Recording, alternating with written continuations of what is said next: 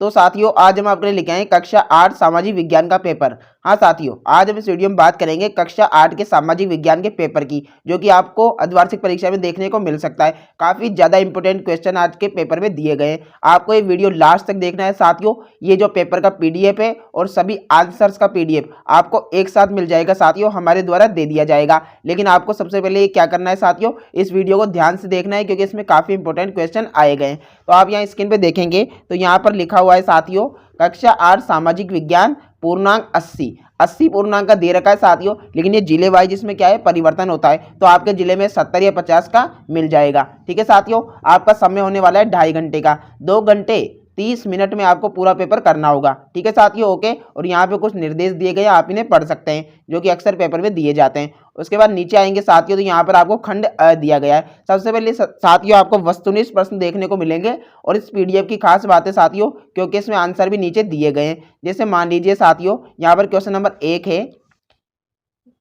Question number 1 हमें क्या बोला, निम्न में से नदी घाटी परियोजना नहीं है। तो कौन सी नदी घाटी परियोजना नहीं है, तो आपको याद रखना है इंदिरा गांधी नहर परियोजना नदी घाटी परियोजना नहीं है।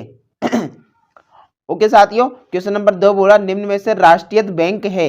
तो आपको याद रखना है स्टेट बैंक ऑफ इंडिया क्या है, राष्ट्रीयकृत बैंक है। कौन सा, स्टेट बैंक ऑफ इंडिया। यह आपका एकदम राइट आंसर हो जाएगा। क्वेश्चन नंबर 3 की बात करें साथियों, पानीपत का तृतीय युद्ध कब लड़ा गया था। तो आपको याद रखना ये लड़ा गया था 1761 ईस्वी में। कब साथियों, 1761 ईस्वी में पानीपत का तृतीय युद्ध लड़ा गया था।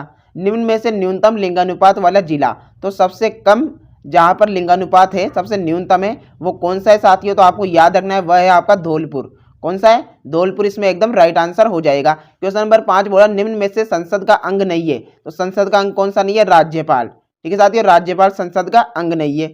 इसके बाद है रामकृष्ण मिशन की स्थापना किसने की थी। तो आपको पता होगा साथियों, ये इसकी स्थापना की थी हमारे स्वामी विवेकानंद जी ने। ठीक है, ओके। तो आपके वस्तुनिष्ठ क्वेश्चन कंप्लीट होने के बाद आपको यहाँ पर साथियों ये छोटे छोटे क्वेश्चन मिलेंगे, जिसमें आपका क्वेश्चन नंबर 7 क्या बोल रहा है, देखिएगा।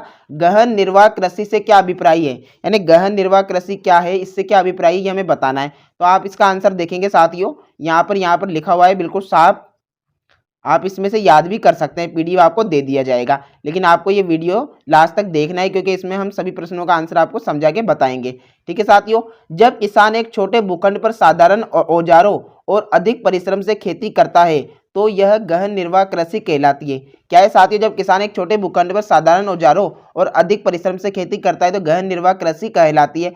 इसमें वर्ष के दौरान एक ही खेत में 2 या 3 फसलें उगाई जाती है। एक ही वर्ष में 2 या 3 फसलें उगाई जाती है साथियों गहन निर्वाह कृषि में। याद रहेगा, ओके, याद रखना है, भूलना नहीं है। मानव विकास सूचकांक का मापन किन आधारों पर किया जाता है। तो किन आधारों पर किया जाता है, एक तो स्वास्थ्य के आधार पर, शिक्षा के आधार पर और प्रति व्यक्ति आय के में वृद्धि के आधार पर। ठीक है साथियों, ये हो जाएंगे 3 आपके आधार। ओके, क्वेश्चन नंबर 9 क्या बोल रहा है, धर्मनिरपेक्षता से क्या अभिप्राय है। धर्मनिरपेक्षता को बताना है साथियों, तो आप इसमें लिखेंगे राज्य सभी धर्मों को समान रूप से रक्षा करेगा तथा स्वयं किसी भी पंथ अथवा धर्म को राज्य के धर्म के रूप में नहीं मानेगा। सभा को अपने अपने धर्म का पालन करने की आज़ादी होगी। ठीक है साथियों, ये आप इसमें लिख देंगे कि हम धर्मनिरपेक्षता से क्या समझते हैं। ओके, क्वेश्चन नंबर 10 क्या बोल रहा है, देश की सुरक्षा में बाधक 4 चुनौतियों का नाम। तो एक तो जाएगी आपकी सीमा पर शत्रु का खतरा, आतंकवाद, नक्सलवाद और अलगाववाद। ये आपका एकदम राइट आंसर हो जाएगा। 4 बाधाएं हो जाएगी देश की सुरक्षा में। ओके, ठीक है साथियों, वेरी इंपॉर्टेंट क्वेश्चन है, आपको कुछ भी एग्जाम में देखने को मिल सकता है, इसलिए आपको इसकी सही से तैयारी करनी है और भी पढ़ाई करते रहना है साथियों, और पढ़ाई भी काफी आवश्यक है। इसके बाद क्वेश्चन नंबर 11 बोल रहा है 19वीं शताब्दी में यूरोप में औद्योगिक क्रांति की भारत की अर्थव्यवस्था पर पड़े प्रभावों का संक्षिप्त में व्याख्या कीजिए। संक्षिप्त में करना है साथियों, तो आप इसमें लिखेंगे भारत में हाथ से बनी वस्तुओं की मांग बाजार में कम होने लगी। क्या हुआ कि हाथ से बनी वस्तुओं की मांग क्या है, बाजार में कम होने लगी, जिससे हाथ से काम करने वाले कारीगर, हस्तशिल्पी आदि बेरोजगार हो गए। भारत में विऔद्योगिकरण फैल गया। ठीक है, ये आप इसमें लिख देंगे। क्वेश्चन नंबर 12 क्या बोल रहा है, श्रीनिवास रामानुजन के गणित सूत्र के आधार पर आप कौन कौन से नवीन गणित सूत्र बनाना चाहेंगे। तो हम लिख देंगे पाई का नवीन गणित का सूत्र और ज्यामिति के नवीन प्रमेय, ये हम बनाना चाहेंगे। ये साथियों मनोविज्ञान के क्वेश्चन होते हैं जो आपको घुमा के पूछ लेता है, इसलिए आपको ऐसे पेपर सोल्व करते रहने चाहिए।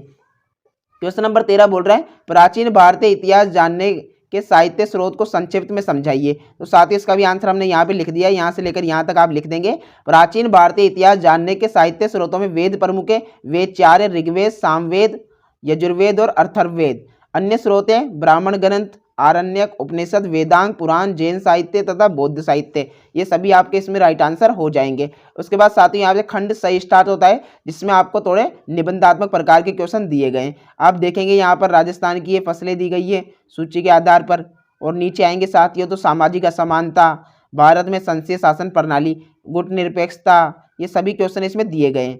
ठीक है, तो आप इनको याद कर सकते हैं। ग्राफ का भी दिया गया है साथियों और बताया गया है आंसर सही, तो आप इनको याद कर लेना। मैं बता देता हूँ कि आपको ये पीडीएफ कैसे मिलेगा। तो साथियों जैसे ही आप हमारे डिस्क्रिप्शन में जाएंगे वहाँ पर आपको ग्रुप की लिंक मिलेगी। उस लिंक पर क्या करना है साथियों, आपको क्लिक करना है तो आप हमारे व्हाट्सएप ग्रुप में ऐड हो जाएंगे। व्हाट्सएप ग्रुप में ऐड होने के बाद आपको सीधे ही साथियों ये जो पीडीएफ है ये ग्रुप में डाल दी जाएगी। आपको वेट करना है साथियों, वहाँ पर आपको ये पीडीएफ मिल जाएगी। ठीक है, आज का वीडियो आपको पसंद आया तो वीडियो को लाइक कर दें, चैनल को सब्सक्राइब कर दें, बेल आइकन को प्रेस कर दें, और ऐसे वीडियो देखने के लिए साथियों जुड़े रहे हमारे साथ। धन्यवाद साथियों, जय हिंद जय भारत। मैं फिर कह रहा हूँ साथियों आपको और भी पढ़ाई करनी है, इस पर ही पूरा डिपेंड नहीं होना, ये आपके प्रैक्टिस के लिए पेपर होता है। धन्यवाद साथियों, जय हिंद जय भारत।